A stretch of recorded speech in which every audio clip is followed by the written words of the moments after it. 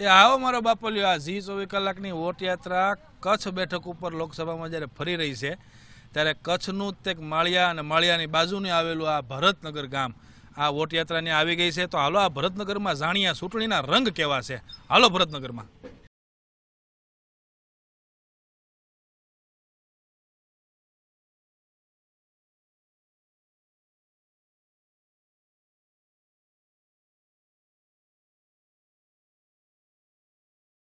એ રામ રામ બધાને। 2019ની લોકસભાની ચૂંટણીને લઈને ઝી 24 કલાકની વોટ યાત્રા કચ્છ બેઠકના માળિયા પાસેનું ગામ જે છે ભરતનગર, એ ભરતનગરમાં અત્યારે વોટ યાત્રા આવી ગઈ છે। જો તમે અત્યારે કે ગામના લોકો જે છે અને મોભીઓ જે છે અત્યારે અહીંયા ભેગા થઈ ગયા છે, ત્યારે આ ભરતનગરની અંદર આ ભારતની જે ચૂંટણી છે 2019ની લોકસભાની, એનું વાતાવરણ શું છે, શું વિચારી રહ્યા છે ગામના લોકો, એ આપણે પૂછીશું। એ કાકા કેમ છો? મજામાં? મજા મજા। આ ચૂંટણી આવી ગઈ તો કેવી તૈયારી, શું વાતાવરણ છે અહીંયા? વાતાવરણ સારું છે। અહીંયા ગણે કેનાલમાં બધી કેનાલમાં પાણી આવી ગયું છે એટલે ખેડૂતોને સંપૂર્ણ જીરાનો પાક, રવિ પાક માટે પૂરતા પ્રમાણમાં પાણી મળ્યું છે એટલે ખેડૂતોને મબલક જે ચોમાસું નિષ્ફળ ગયું હતું એનો લાભ આ શિયાળુમાં મળી ગયો એટલે ખેડૂતો બધાય અને ગામના બધા ખુશખુશાલ છે।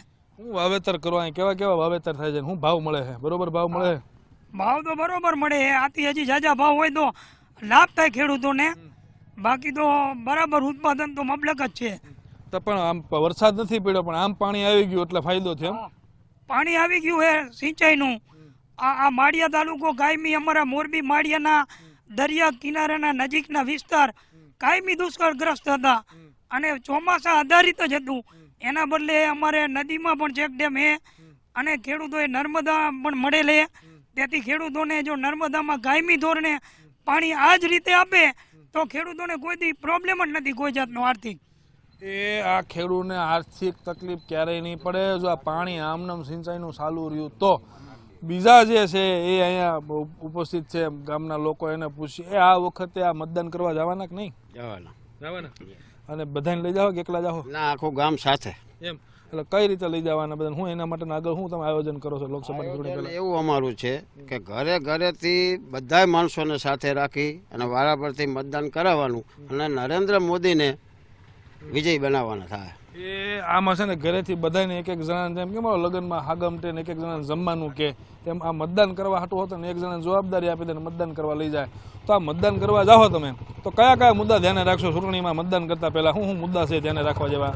ધ્યાનમાં રાખવા જેવા જે અમુક સંસદની ગ્રાન્ટ અમુક 2 વર્ષ ત્યાં નથી મળી પણ છતાં અમારી રજૂઆત છે અને એ ગ્રાન્ટો મળી જાય છે। અત્યાર લગી કોઈ સંસદ એવું નથી બન્યું કે ગ્રાન્ટ નથી આપી અને સારી રીતે જ કાર્ય થયા છે અને ગામના વિકાસમાં ગામ સાથે રહી અને કાર્યરત છે, એમાં કોઈ વાંધો નથી। એ કઈ કઈ ગ્રાન્ટની હજી જરૂર છે તમારે? આમ શું જોઈએ છે? આમાં ઘટે શું ઘટ છે ખરી કઈ ગામમાં? હા, સીસી રોડ માટે અમારે થોડીક ગ્રાન્ટની જરૂર છે, તે અમે સંસદને વાત કરશું એટલે એની રીતે આપશે જ, એમાં કોઈ અમને વિશ્વાસ છે પૂરો।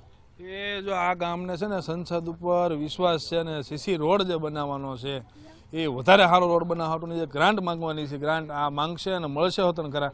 ત્યારે આ ખેડૂત જે છે આ ચૂંટણીને લઈને એ આ ચૂંટણીમાં શું વિચારે છે ખેડૂત? આ વરહ કેવું છે અને આ ચૂંટણીનું વરહ કેવું લાગે ખેડૂતની દ્રષ્ટિએ? વરસ તો અત્યારે ચોમાસામાં ઓછા વરસાદને કારણે બિયારણનો બગાડ થયો હતો અને એનો સરકારે અત્યારે 60 રૂપિયા બિયારણના 60 રૂપિયા બેંકમાં રકમ જમા થઈ ગઈ છે ને ટૂંક સમયમાં ચૂકવશે। એ બરોબર છે? રકમ વધઘટ કંઈક જોઈ છે કે નહીં? તો કહી દો અત્યારે, તો કહી દે મળી જાય પછી કહેતા નહીં। રકમ તો બરોબર જ છે, એમાં કોઈ નથી શંકા। એ આ રકમ બરોબર છે પણ જો ઘટ પડશે તો સરકારને કહે। ત્યારે હજી આ ગામની અંદર બીજા ખેડૂત જે છે એને હું પૂછ્યું શું વિચારે ખેડૂત આ ચૂંટણીમાં આ વખતે? ચૂંટણીમાં બધા પોતપોતાના પ્રશ્નો તો હોય જ, બધાને ખેડૂતને ઘણા પ્રશ્નો હોય બરાબર। એને પોતાને લાગે, અમને એવું લાગે છે કે અમારા માટે ચૂંટણીમાં 2019ની આ ચૂંટણીમાં ભારતીય જનતા પક્ષે અમારા ગામ પૂરતું કે અમારા આજુબાજુના એરિયામાં બહુ સારું કામ કર્યું છે। ખેડૂતલક્ષી કાર્ય અમારે બહુ સારા થયા છે અહીંયા, એટલે અમે ભાજપ તરફી વિચારશું।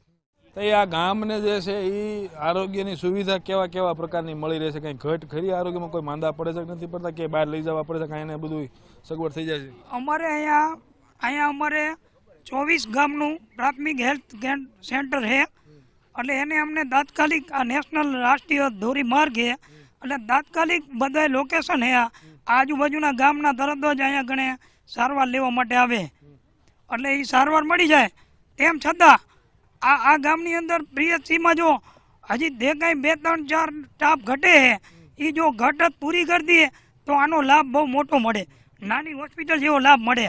એ તો ઠીક છે પાલો કે આરોગ્યનું સારું છે ને હજી થોડીક ઘટ છે પૂરી થઈ જાય, પણ અહીંયા ગામમાં છોકરાઓ ભણે છે નથી ભણતા, ક્યાંય બહાર ભણવા જાય અપડાઉન કરવું પડે, શું કરવું પડે, શું થાય છે, કાંઈક થાય છે ખરું? હા, અહીંયા કણે સરકારી એક અત્યારે ટેજ ચાલુ થયો છે કે છોકરાઓને પ્રાઇવેટ ભણવું.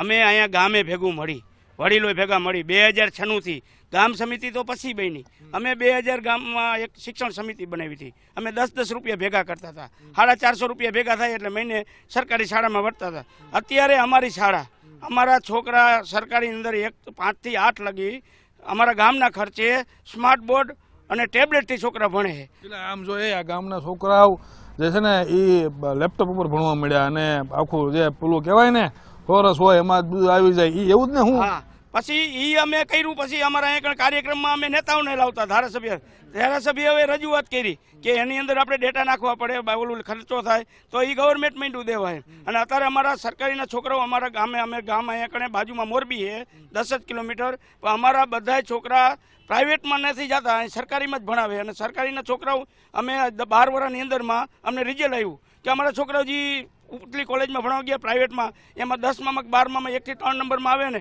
એ અમારા ભરતનગર પ્રાથમિક શાળાનો છોકરો જ આવે છે. બોલ, આમ જો આ નવી વાત આખી આવી ભરતનગર ગામની સ્કૂલ સરકારી, પણ ગામના લોકો એમાં વ્યક્તિગત ધ્યાન દઈ અને એમાં જે જરૂરિયાત જોતી હોય પૂરી કરી અને છોકરાઓને ભણાવે છે. અને હારામારી ચૂંટણી આ ભરતનગરની અંદર થાય છે, તો આ ભરતનગરના વાસીઓ હતા જેણે Zee 24 કલાકની વોટ યાત્રામાં તમામ મંતવ્યો પોતાના જણાવ્યા.